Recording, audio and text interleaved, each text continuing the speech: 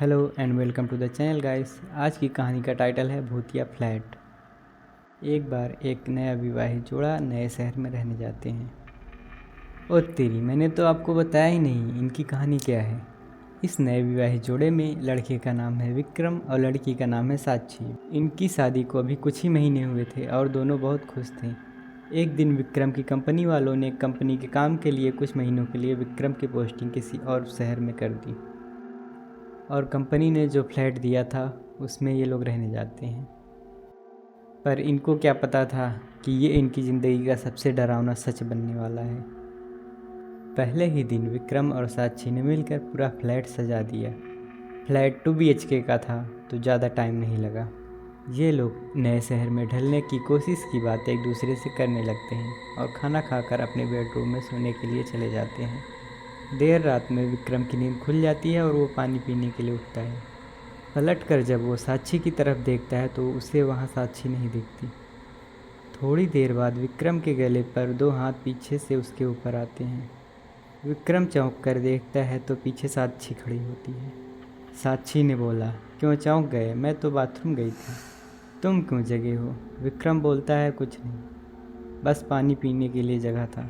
ये लोग फिर सो जाते हैं। सुबह उठकर साक्षी दोनों के लिए नाश्ता और खाना बनाती है। विक्रम नाश्ता करके अपना टिफ़िन लेकर काम पर चला जाता है। साक्षी अपने फ्लैट में अकेली सोच रही होती है, चलो जो बाकी का काम है उसे ही कर लेती हूँ। वो कपड़े धुलने के लिए वॉशिंग मशीन की तरफ जाती है, फिर मशीन में कपड़े धुलने के लिए डालकर वहाँ से चली जाती है। थोड़ी देर बाद वो वापस आती है तो देखती है कि कपड़े तो वॉशिंग मशीन में हैं ही नहीं। वो घबरा कर इधर उधर ढूंढते ढूंढते अपने बेडरूम में पहुँचती है। वहाँ उसके सारे गीले कपड़े उसके बिस्तर पर थे। वो ये सब समझ नहीं पाती। शाम को विक्रम के घर आने के बाद उसे ये सारी बातें बताती हैं। विक्रम इसे वहम समझकर बात काट देता है। रात में दोनों अपने बेडरूम में सोने चले जाते हैं।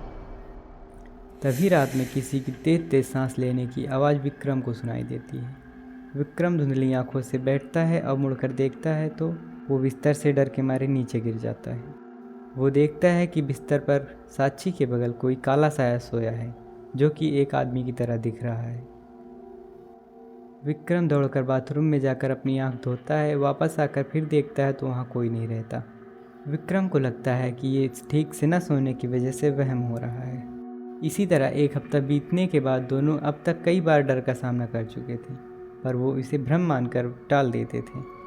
फिर एक दिन दोनों रात में अपने बिस्तर पर सोए थे। कुछ देर बाद बिस्तर हिलने लगता है। दोनों की नींद खुल जाती है। पहले साक्षी उठती है तो देखती है कि सब नॉर्मल था। फिर भी वो चेक करने के लिए बिस्तर के नीचे झांकती है और जैसे ही वो बिस्तर के नीचे झांकती है कोई उसका बाल पकड़कर बिस्तर के नीचे खींच लेता है। साक्षी चिल्लाती है तो विक्रम जग जाता है और वो बिस्तर के नीचे उतरकर साक्षी को देखता है और देखते ही वो पीछे की तरफ गिर जाता है। वो देखता है कि साक्षी लेटी हुई उसकी तरफ देख रही है और साक्षी के पीछे कोई है जो साक्षी का सर ज़मीन पर दबाया हुआ है। वो फिर भी टार्च जलाता है तो वहाँ कोई नहीं रहता। फिर वो साक्षी को बाहर निकालता है। दोनों बहुत डर जाते हैं। विक्रम और साक्षी दोनों कमरे से बाहर जाने की कोशिश करते हैं पर कोई दरवाजे के पास खड़ा रहता है। दोनों की हिम्मत नहीं होती आगे बढ़ने की। तभी विक्रम अपना टार्च जलाने की सोचता है। टार्च काम नहीं करता। इस दौरान वो देखता है कि साक्षी उसके बगल नहीं है। वो इधर उधर देखता है तो साक्षी दरवाजे के पास खड़ी होती है और डर के इशारे में कहती है कि तुम्हारे पीछे है वो। विक्रम डरते हुए पीछे पलटता है। तभी उसे एक जोर का मुक्का लगता है। उससे वो ज़मीन पर जा गिरता है। उसके बाद उसके ऊपर कमरों के सामानों से हमला होता है। विक्रम को काफ़ी चोट लग जाती है। उधर साक्षी दरवाज़ा खोलने में कामयाब हो जाती है। वो तुरंत विक्रम को उठाती है और वहाँ से निकलने लगती है। तभी दोनों को पीछे से एक जोर का धक्का लगता है जिससे वो सीधे फ्लैट के बाहर गिरते हैं।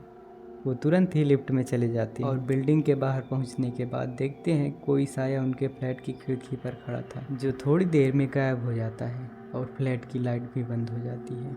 विक्रम और साक्षी इस बात को समझ जाते हैं कि ये फ्लैट हॉन्टेड है।